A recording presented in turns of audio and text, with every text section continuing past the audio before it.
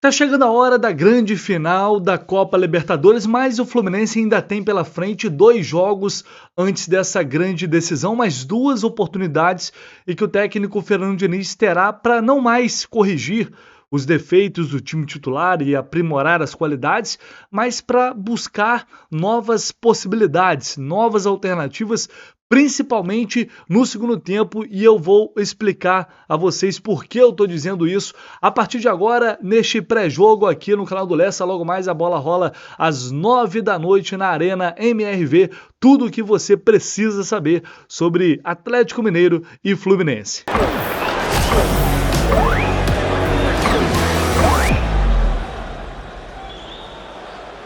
Bom, por que eu estou falando que agora não é mais tempo de acertar os defeitos do time titular? Óbvio que eu estou me referindo aos jogos de Campeonato Brasileiro, porque o Fluminense ainda terá uma semana inteira aí de treinos até o próximo sábado, que é o dia tão esperado por todos nós, o dia 4 de novembro, mas o Diniz não terá mais as partidas como base para fazer os últimos acertos antes dessa decisão, porque hoje contra o Atlético Mineiro, o Fluminense já terá muitas modificações, a começar por jogadores que estão suspensos e também porque o Diniz vai poupar outros titulares e evidentemente não vai ser diferente do jogo contra o Bahia, que vai estar mais perto ainda da decisão. Portanto, como eu tinha falado para vocês antes do jogo contra o Goiás, aquela partida foi a última oportunidade que a gente teve de ver em campo o time titular do Fluminense antes da finalíssima. É claro que será um jogo ainda mais complicado esse contra o Atlético Mineiro devido a todas essas questões, essas mudanças. Já seria difícil sem o time estar tão alterado. Imagine com esses desfalques. Mas antes de falar dessa provável escalação, vale ressaltar que hoje será a estreia do Fluminense também na Arena MRV, a nova casa do Atlético Mineiro. E para esse jogo a gente deve levar em consideração também um retrospecto. Óbvio que isso não entra em campo, mas chama atenção. O retrospecto recente ele é muito negativo. O Fluminense tem apenas uma vitória nos últimos 11 confrontos contra o Atlético Mineiro. No geral, são 102 partidas com 31 vitórias do Flu, 30 empates e 41 derrotas. O jogo do primeiro turno foi no estádio Raulino de Oliveira e deu um empate em 1-1 com um belo gol de Samuel Xavier, diga-se de passagem. Solta Arana, cruzamento fechado, Cano tira mal, olha o gol contra, Guga! Gol! O camisa 10 levanta lá na segunda trave, Fux tira, a sobra do Samuel Xavier, bateu, golaço!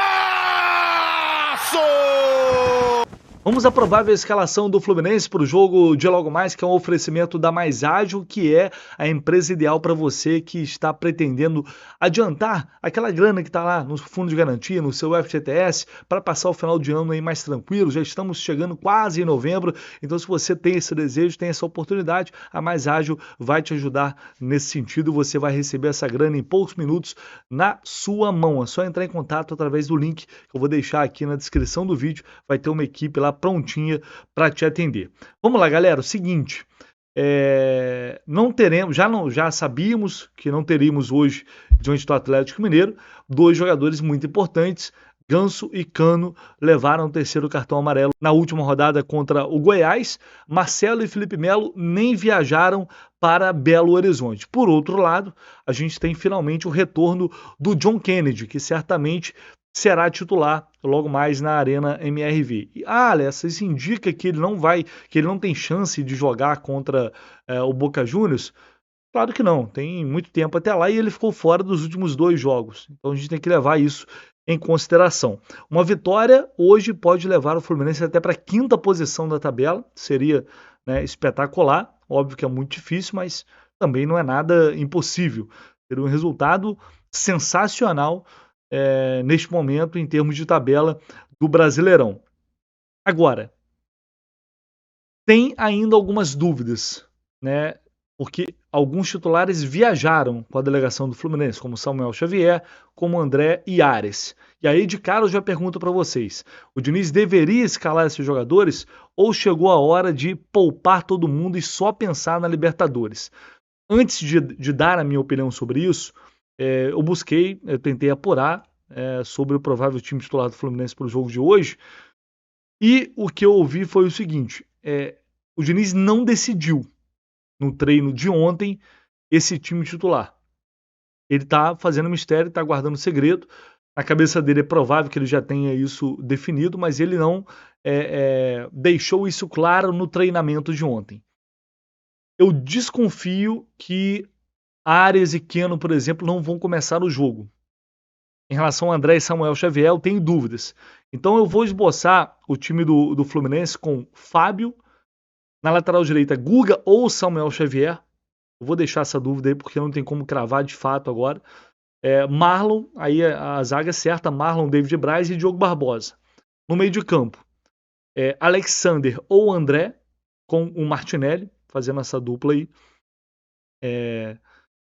O André, a gente sabe que é um jogador que tem uma resistência física absurda, também não tem histórico nenhum de lesão, então para ele não seria problema nenhum jogar hoje e estar em campo na semana que vem. Daria tempo tranquilamente para desgastar.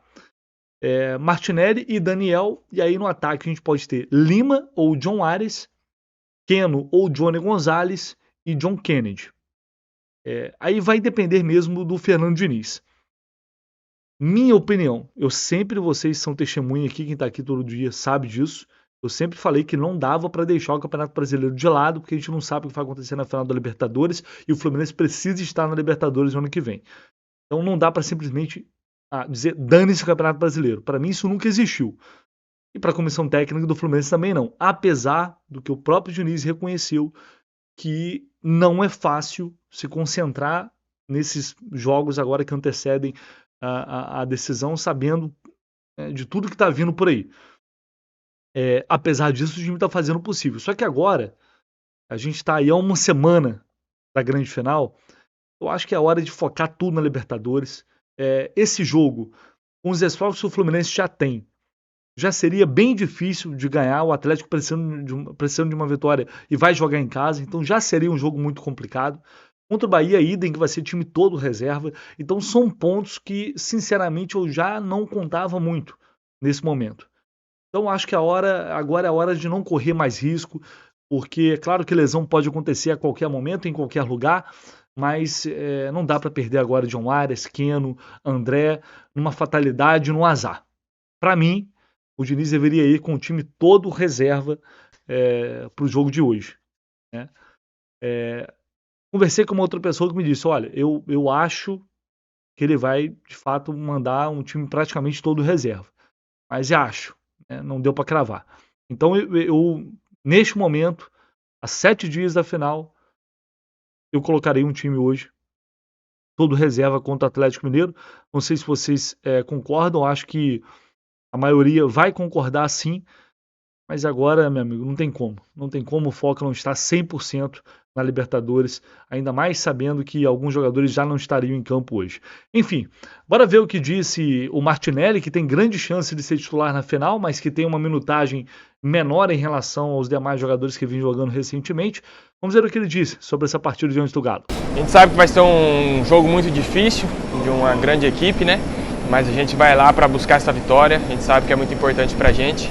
E a gente vencendo, a gente ultrapassa eles na tabela, então um confronto muito difícil, vai ser um jogo em detalhes, mas a gente está pronto para ir lá e fazer um grande jogo e sair com os 3 pontos. Agora com informações do Galo, o rival de hoje do Fluminense, eu chamo meu amigo Guilherme Souza, que é lá da Rádio Itatiaia e também da CNN, ele sabe tudo sobre o time do técnico Luiz Felipe Scolari e vai trazer as informações agora pra gente. Fala aí, irmão. Um abraço para você, um abraço para quem nos acompanha, chegando para falar desse Atlético que recebe o Fluminense na Arena MRV e tenta voltar a vencer em sua casa. O Galo que tropeçou nos últimos 2 jogos em casa, diante do Coritiba e também no clássico contra o Cruzeiro, mas que é um bom visitante. O Atlético vai vencendo todos os jogos fora de casa, bateu o Internacional, bateu também Bragantino e Palmeiras, então o Galo quer voltar a regular em casa. Nas 3 primeiras partidas que jogou em sua arena, venceu. mas depois acabou tropeçando e quer retomar o caminho das vitórias. Para a partida deste sábado, o técnico Filipão ganhou um desfalque. O zagueiro Bruno Fux, lesionado, está fora. Mas por outro lado, ele ganha os retornos do Maurício Lemos, que cumpriu suspensão, e o Zarate, o meio-campista, pelo mesmo motivo.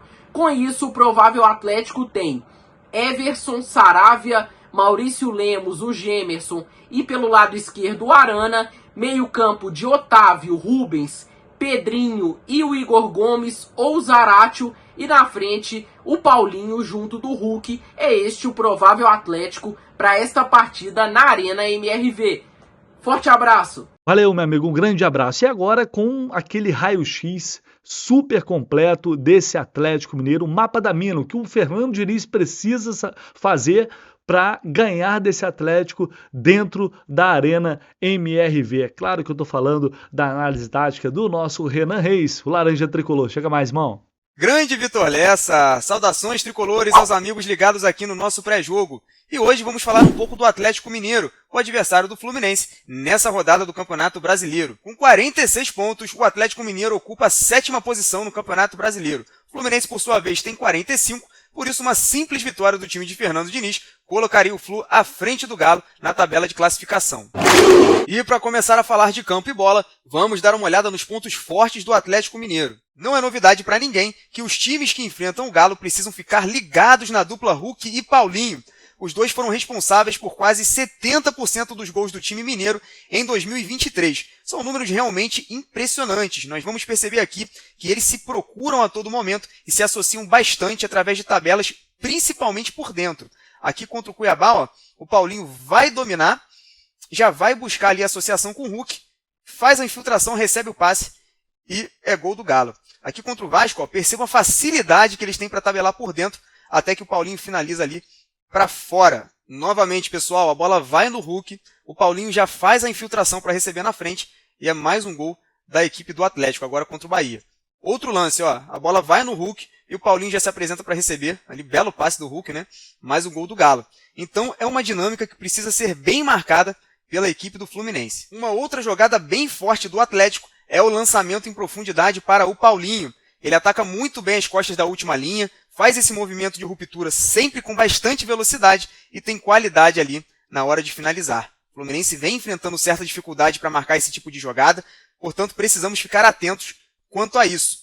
Olha o lance contra o Botafogo, ele faz um movimento perfeito, domina muito bem e toca ali na saída do PR. Galera, falando agora especificamente sobre o Hulk, é aquilo que nós já conhecemos. É um jogador de muita força, que incomoda bastante as defesas adversárias e que tem uma bomba na perna esquerda. Então o Fluminense tem que fazer de tudo para bloquear esse chute de fora da área.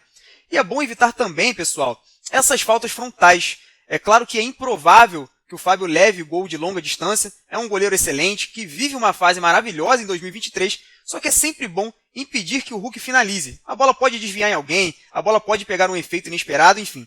Então é sempre bom evitar dar essas chances para que o Hulk chute a gol. E agora eu quero trazer para vocês uma deficiência bem evidente da equipe do Atlético. O time do Galo vem defendendo muito mal o famoso espaço entre linhas. E por que essa região é tão importante, pessoal? Quando o adversário recebe a bola por ali e fica de frente para a linha defensiva, automaticamente surgem diversas opções para que ele dê prosseguimento à jogada. Então, com a bola descoberta naquela região, ele pode chutar a gol, como nesse lance aí do Vitor Bueno. Ele pode fazer um passe de ruptura, como nós vamos ver nesse lance. Aliás, esse tipo de jogada aconteceu muito no último final de semana contra a equipe do Cruzeiro. Separei outro lance para vocês verem aqui, ó, contra o Fortaleza. A gente tem o jogador do Fortaleza aqui, ó, exatamente nessa região que eu estou falando. Ele recebe a bola e aqui ele até lateraliza um pouco, consegue o espaço, faz o cruzamento e sai o gol da equipe do Fortaleza. Galera, vamos dar uma olhada no último vídeo que eu separei para vocês, e é do jogo entre Atlético e Flamengo. Esse aqui foi o gol da virada do Flamengo contra o Galo. Olha o que acontece, pessoal. O Arrascaeta vem aqui e ocupa a região entre linhas, o passe sai. Quando ele domina a bola, ele já está de frente para a linha defensiva atleticana. O Wesley faz a infiltração, o Arrascaeta faz o passe de ruptura e deixa o lateral na cara do gol. Então, o que acontece? Esse tipo de situação gera um perigo iminente para quem está defendendo. Nós sabemos que o Fluminense gosta muito de atacar pelas laterais, é uma característica desse time do Fernando Diniz, mas seria muito interessante explorar as oportunidades que serão concedidas pelo Atlético ali pelo corredor central. É isso aí, meus amigos, vou ficando por aqui. Espero que vocês tenham gostado de mais uma análise. E aí, estão animados para o jogo de hoje ou só conseguem pensar no dia 4? Coloquem aí nos comentários. Um grande abraço, tamo junto e saudações tricolores. Valeu, meu amigo. Até mais tarde no nosso super pós-jogo. Vamos à arbitragem para a gente finalizar esse pré-jogo, que estará a cargo de Rafael Claus, o trio paulista, ele mesmo. Rafael Claus, da FIFA, todos da FIFA, Neuza Inês Bach e Marcelo Carvalho Vangassi. Trio dos mais experientes aqui do futebol brasileiro. O árbitro de vídeo será o Rodrigo Guarizo Ferreira do Amaral, que também é da FIFA e de São Paulo. Bom, Rafael Claus é aquilo que a gente já sabe, que gostando ou não gostando, é hoje um dos principais árbitros aqui do país. Eu acho que isso, inclusive, diz muito sobre a nossa arbitragem. E ele tem aquele todo o histórico negativo que eu falei até no vídeo aqui de ontem, que chama atenção, coincidência ou não. É óbvio que isso não tem relevância, mas chama muita atenção o fato de, em 34 jogos, o Fluminense ter tido apenas 9 vitórias sob o comando do Claus, com 5 empates e 20 derrotas. É mais que o dobro. Nos últimos 4, por exemplo, foram 3 derrotas e 1 empate.